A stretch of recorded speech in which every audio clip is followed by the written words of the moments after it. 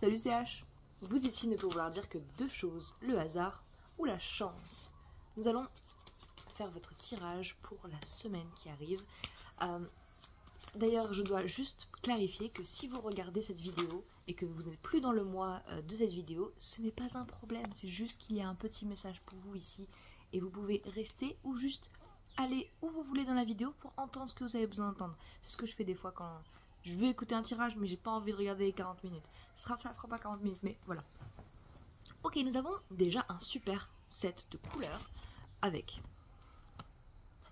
du vert, du vert un peu bleu et du bleu. Ok, donc nous avons en premier qui est tombé les nouvelles opportunités avec l'aventurine verte. Clairement un portail, comme vous pouvez le voir. Donc, sachez déjà que vous ouvrez un portail de nouvelles opportunités à chaque fois que vous faites une décision. Si vous faites la décision que vous avez par exemple résolu vos problèmes, puisque c'est la carte du lapis lazuli qui est tombée juste après, et bien dans ce cas, vous allez ouvrir la porte qui va vous permettre de percevoir, sur le timer, qui va vous permettre de percevoir les solutions qui sont derrière l'illusion de « j'ai des problèmes ». Non, vous avez des opportunités.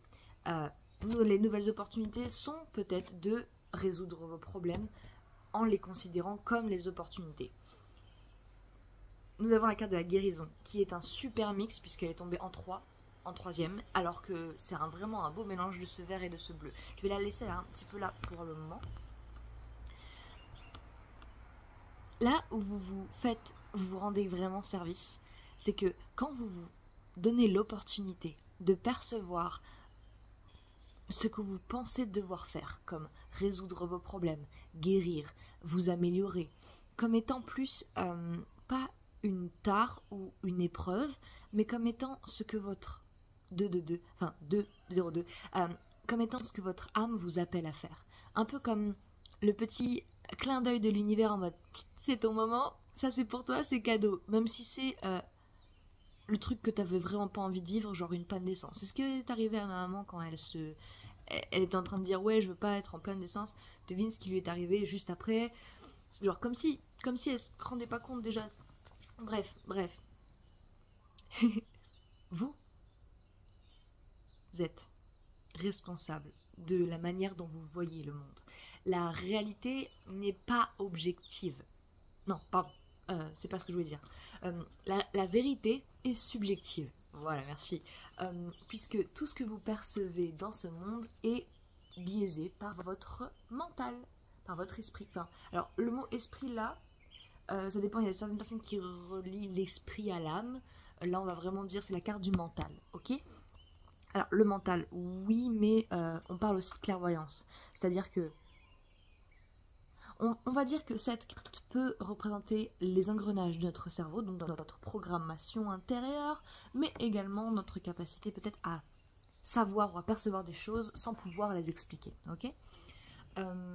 Donc, la vérité est subjective, puisque dans tous les cas, vous allez la faire passer à travers votre mental, votre programmation, votre conditionnement, et ensuite vous allez l'interpréter. C'est pour ça qu'il est facile de voir facilement les problèmes, puisque nous sommes pratiquement tous programmés pour voir le mal. J'ai envie de dire c'est pas notre faute, mais quand on devient adulte, si, c'est carrément de notre faute, puisque c'est notre responsabilité de pas entretenir ce que nous ne voulons pas entretenir. C'est-à-dire que si vous vous rendez compte que vous percevez que le mal dans ce monde, et que la réalité, votre vérité, votre réalité est subjective, puisque dans tous les cas, la nature, elle, est neutre, et que tout ce que l'expérience que vous avez de la vie, bah, vous allez la filtrer par rapport à ce que vous pensez être vrai, et que directement c'est vous qui la biaisez, bah dans ce cas c'est votre responsabilité. Tirons deux autres cartes s'il vous plaît. Nous avons le bureau. Le bureau parle soit d'administration, soit on voit aussi quelqu'un qui peut-être peut être débordé par tout ce qu'il y a comme choses à faire. Peut-être qu'on ne peut pas mettre sa tête partout. En plus, on voit que l'esprit regarde le bureau. Je vois que les bouts de papier et la surface du bureau sont noirs comme les engrenages. Alors évidemment, il n'y a pas beaucoup de... Il y a l'amour qui est là. Je voulais regarder un autre exemple de comment étaient colorés les dessins. Là où c'est intéressant comme perception, c'est que une fois, j'ai considéré cette carte comme le bruit de vraiment toutes les choses qui font que, qui font partie de la vie d'un humain. Par exemple, avoir une carte d'identité, un passeport, de l'argent, un compte en banque, ce genre de choses. Les impôts également, enfin n'importe quoi qui peut se relier à un besoin de faire notre administration, d'être en règle, d'être dans les rouages.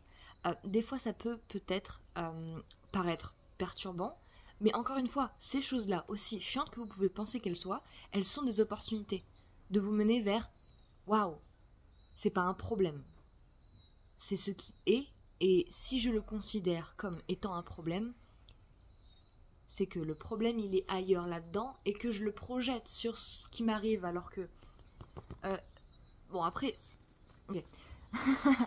L'administration elle n'est pas là pour faire chier le peuple, ok, elle essaye de garder une sorte de logistique, ok, peut-être un traçage aussi, je ne sais pas, 606 0606 dans le sens où à aucun moment quoi que ce soit dans la vie, par exemple se casser un pied, ouais, c'est pas trop ce que je voulais dire, on va dire se casser une jambe, ok, vous êtes protégé, vous inquiétez pas, touchez du bois si vous pouvez pas, voilà.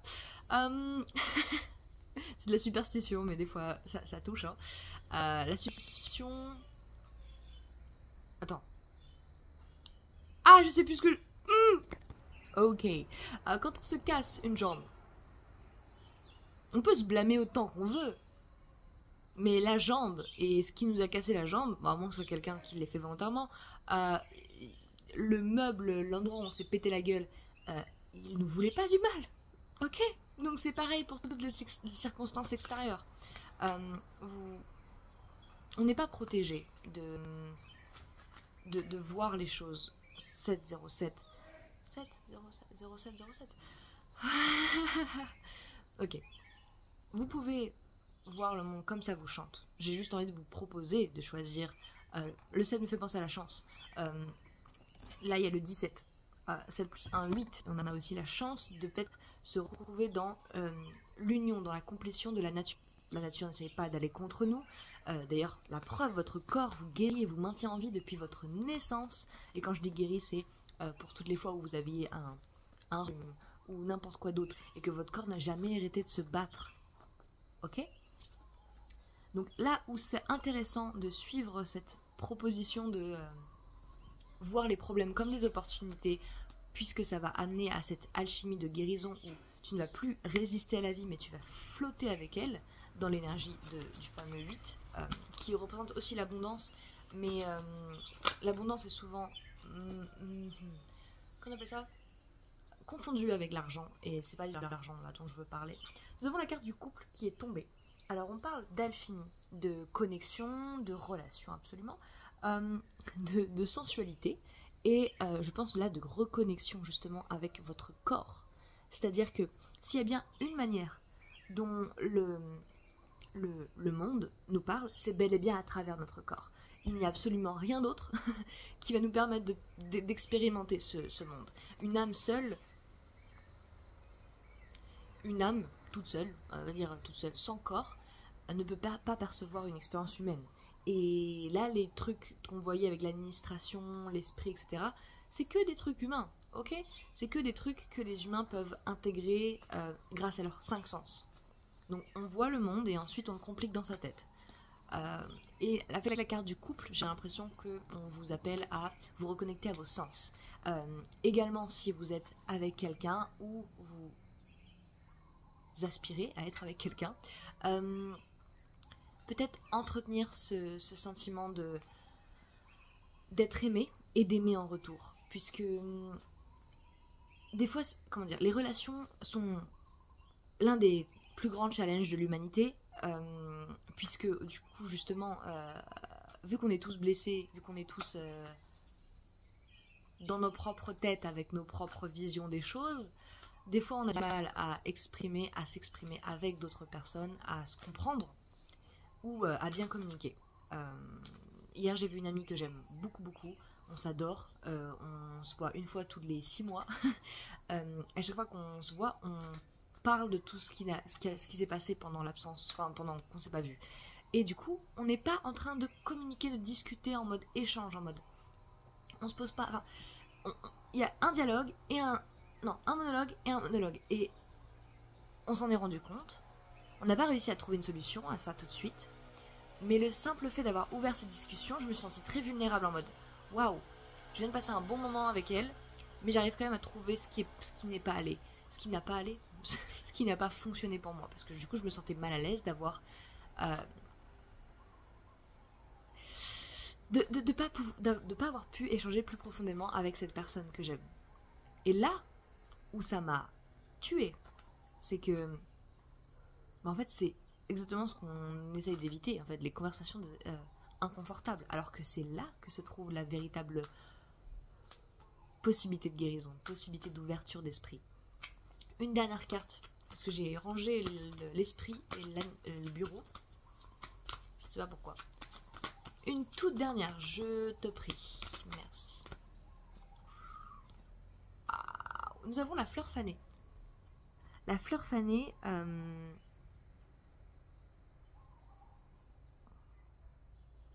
Ouh, ok.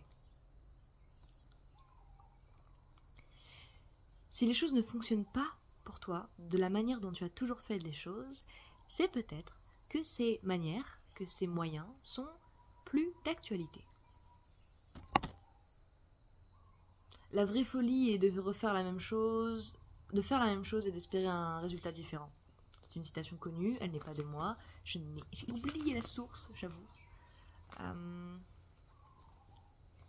Et les deux dernières cartes, je la garde puisque elle me fait penser, là je suis juste le lendemain de la pleine lune.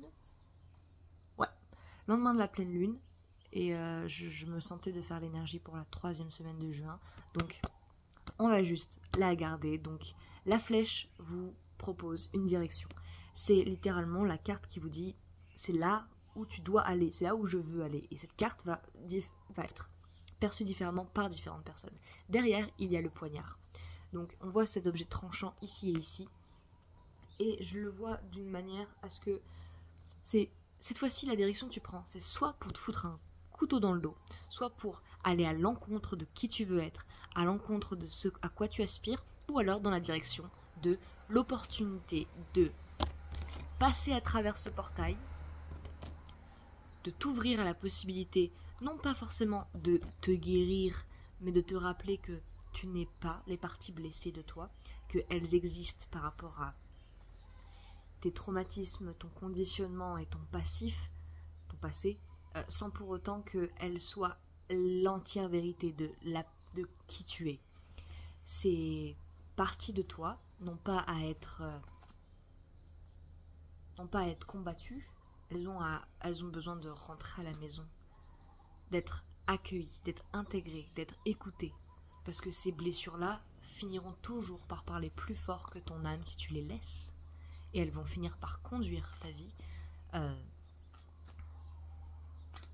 là où t'as pas envie d'aller. Voilà. Je pense que c'est bon. Je pense que c'est bon. Très bien. Encore une fois, merveilleuse semaine à vous. Bon courage pour tout. Pour tout. Je suis moi-même dans ce processus. Tout ce dont j'ai parlé, c'était aussi également un message que j'avais besoin d'entendre. Prenez soin de vous. J'ai déjà dit. Namasté.